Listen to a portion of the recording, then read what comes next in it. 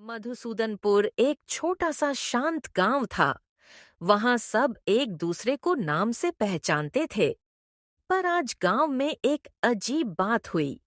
डाकिया रामू गांव के चौक पर आया और बोला, भाइयों, एक चिट्ठी है, पर जिस नाम पर है वह व्यक्ति तो हमारे गांव में है ही नहीं। चिट्ठी पर लिखा था, किसन पाटिल, मधुसूदनपुर। सबने एक दूसरे की ओर देखा। गांव में किसन पाटिल नाम का कोई था ही नहीं। रामू ने पूछा। फिर यह चिट्ठी किसकी है? गांव वाले उलझन में थे। किसी को समझ नहीं आ रहा था कि आखिर ये नाम किसका है।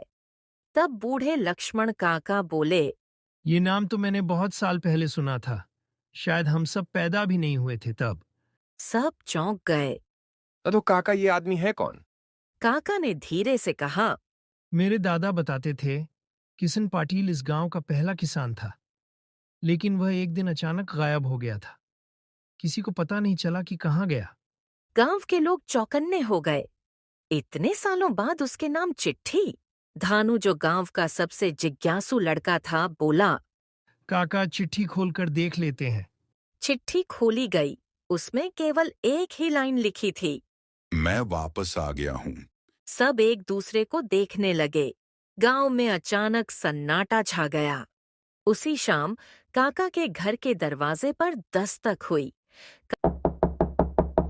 काका धीरे से बाहर आए और देखकर जम गए। लेकिन दरवाजे पर खड़ा वह मुस्कुराता चेहरा कौन था? क्या वह वाकई इस गांव का पहला किसान था, या फिर सदियों पुरानी जमीन का कोई भूखा शिकारी?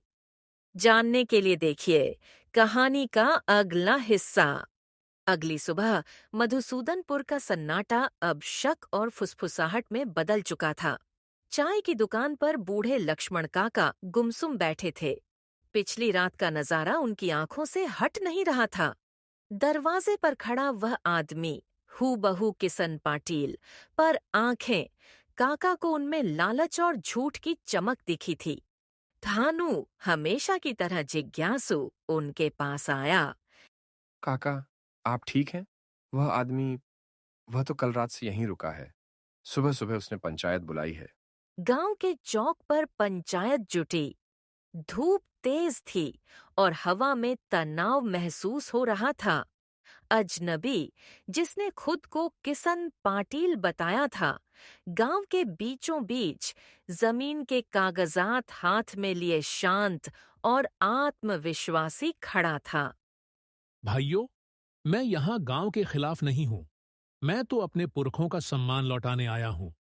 मेरे पास पुरानी जमीन के ये असली कागजात हैं।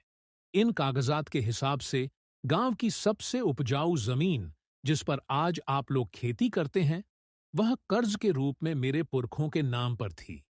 मेरा अधूरा काम यही है, उस जमीन को वापस लेना, ताकि मैं उसे सही तरीके से विकसित कर सकूं। उसने कागजात दिखाए। वे पीले पुराने थे और उन पर किसन पाटिल की मुहर लगी थी। गांव के लोग पसोपेश में थे। कागजात देखकर कई लोग प्रभावित हो गए। बात तो कागजात की है। ये कागजात तो सही लग रहे हैं। झूठ, सब झूठ। मेरे दादा की बात पत्थर की लकीर थी। असली किसन पाटिल ने सब कुछ दान कर दिया था। उस पर कोई कर्ज नहीं था। ये आदमी कौन है जो हमारे गांव का नाम इस्तेमाल कर रहा है? नकली किसन ने एक गहरी बनावटी सांस ली। काका, आप बूढ़े हो गए हैं। मैं आपकी इज्जत करता हूं, पर गांव का इतिहास कागजात से चलता है, याददाश्त से नहीं। तभी धानु आगे बढ़ा। उसकी आंखों में चमक थी, वह चमक जो घंटों धूल फांक कर पुराने बहीखातों को पलटने से आती है। काका सही कह रहे हैं, ये आदमी झूठा है। पूरे चौक में सन्नाटा छा गया। नकली किसन हड़बड़ाते हुए, तुम कौन होते हो बोलने वाले? मैं वह हूं जिसने गांव के असली इतिहास को पढ़ा है। असली किसन पाटिल, जो पहला किसान था, उसकी पहचान उसके हाथों से थी, जो हल चलाने से मोटी और खुरदरी थी। लेकिन आपकी उंगलियां देखिए। धानु ने वह बही खाता खोला जिसमें असली किसन पाटिल का नोट था। ना मैंने गांव की सारी जमीन गांव को समर्पित कर दी।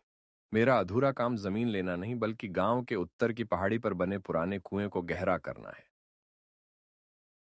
यही है सच। असली किशन पाटिल ने गांव को जमीन नहीं, जीवन देने वाला पानी देने का वादा किया था। यह आदमी तो सिर्फ लालची है। नकली किसन अब डर से थरथरा रहा था। उसका आत्मविश्वास टूट चुका था। नकली किसन बड़बड़ाते हुए, मैं तो बस, मुझे लगा कि यह जमीन। गांव वाले दहाड़ पड़े। वे समझ गए थे कि उन्होंने एक धोखेबाज पर भरोसा कर लिया था। असली किसन पाटिल का राज खुल गया था। वह आदमी किसन पाटिल का लालची छोटा भाई था, जो शहर से जाली कागजात लेकर आया था ताकि की जमीन को बेच सके।